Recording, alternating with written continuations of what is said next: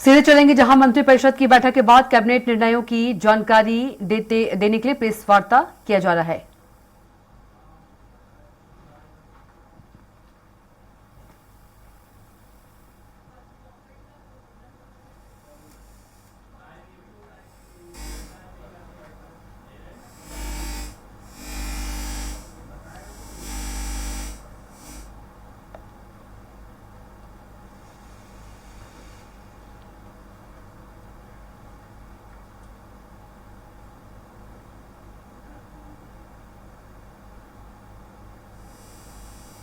वृद्धि करते हैं। इस बार भी हमने 10% की वृद्धि करी है। इस बार मैं आपको ये बताना चाहता हूँ कि 25-26 में जो लाइसेंस फीस है वो 254 रुपये प्रति वर्ग लीटर थी, उसको हम बढ़ा के 260 रुपये प्रति वर्ग लीटर हम लोग कर रहे हैं। राजस्व हित में इसको बढ़ाने का काम किया है। 254 से 260 रुपये प्रति वर्ग लीटर। क्योंकि पिछले कई वर्षों से जो हमारे होलसेलर हैं, हमारे रिटेलर हैं, डिस्टिलरीज हैं, क्योंकि कॉस्ट लगातार कॉस्ट ऑफ प्रोडक्शन बढ़ रहा था, रॉ मटेरियल की कॉस्ट बढ़ रही थी, तो वो लोग प्राइस इंक्रीज की मांग लगातार कर रहे थे।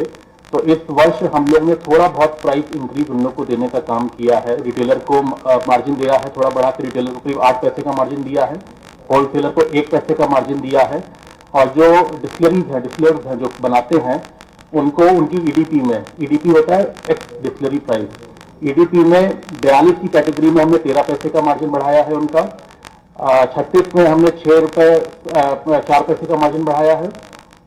28 की जो नई कैटेगरी हो, तो नई कैटेगरी वो पहली बार आई है, और 25 की कैटेगरी में हम लोगों ने 9 पैसे का उनका मार्जिन बढ़ाने का काम किया। तो ये मार्जिन हम लोग ने इस बार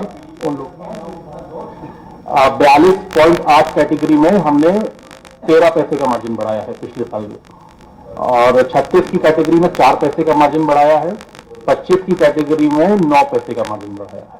ये ईडीपी में मार्जिन बढ़े हैं। मॉडल शॉप और दुकान, जो भांग की दुकानें हैं, उसमें हर वर्ष की तरह 10% की लाइसेंस फीस की भी 10% की हम लोग ने बढ़ोतरी करी है। इसी के साथ साथ जो आपको पिछले साल आपको याद होगा, मैंने आपको बताया था कि हम लोग जो वाइन फलों से बना रहे हैं, जो हमारे लोकल फार्मर्स हैं, उत्तर प्रदेश के फार्मर्स हैं, उनके फलों को लेकर जो वाइन बनाई जाती है, अब की बार हम लोग लेकर आए हैं कि उनकी हर जिले मुख्यालय पे एक दुकान हम लोग व्यवस्थित कराएंगे, जिससे वो प्रोत्साहन बढ़े। और उसकी जो फीस हम लोग ने रखी है वो मंडल के जिला मुख्यालयों पे 50,000 की रखी है, और बाकी जिला मुख्यालयों पे 30,000 रुपए की हम लोगों ने उसकी फीस रखी है। इसी के हर जिला मुख्यालय पे एक वाइन की शॉप जो फलों से बनती है वाइन, हमारे उत्तर प्रदेश के जो किसान हैं उनके फलों की उत्पादन से अगर वाइन बना रहे हैं तो उनकी एक दुकान हर जिला मुख्यालय पे होगी। पूरे प्रदेश 75 दुकानें होंगी। उसमें जो मंडल मुख्यालय के जिले हैं, जो मंडल मुख्यालय है जहाँ उस पर लाइसेंस फीस हम उसको 50,000 रख रहे हैं, और उसके अलावा जितने भी डिस्ट्रिक्ट हेडक्वार्टर्स हैं उसमें उसकी लाइसेंस फीस 30,000 रुपए हम लोगों ने निर्धारित करी है। इसी के साथ साथ सारी दुकानें जो व्यवस्थित होंगी, अगर कभी आवश्यकता पड़ेगी उसको बढ़ाने की, तो 3% तक की पावर कमिश्नर के पास होगी, और 3% से ऊपर अगर संख्या जाएगी तो वो शासन के पास आएगा, उसकी स्वीकृति लेनी पड़ेगी। राजस्व, जैसे मुझे बोला है कि इस बार का राजस्व करीब 58 से 60,000 करोड़ के करीब हम लोग ने अनुमानित रखा है कि जो नेक्स्ट फाइनेंशियल ईयर में आएगा।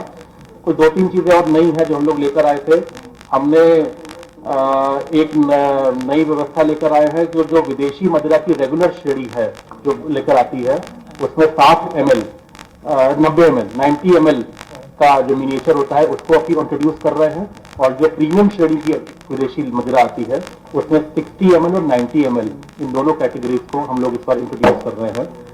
इसके साथ साथ हमने बैंक गारंटी, जो हम लोग पहले जो FDR लगती थी दुकान जो आवेदक होता था, उसके साथ साथ अपनी बैंक गारंटी को भी हम लोगों ने कंपल्शन कर दिया कि उन्हें बैंक गारंटी देनी पड़ेगी विभाग को।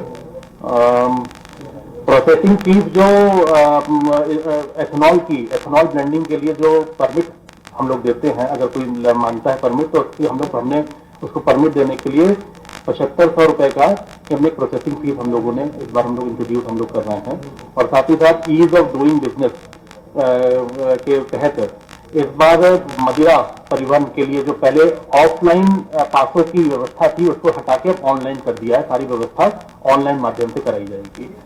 Thank you.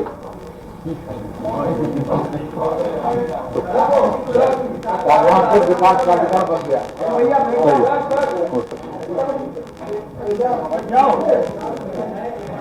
करता हूँ मैं इसको बदवा दूंगा ना सब।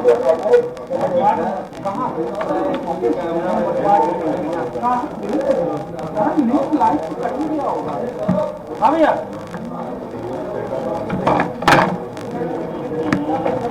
पंकज भाई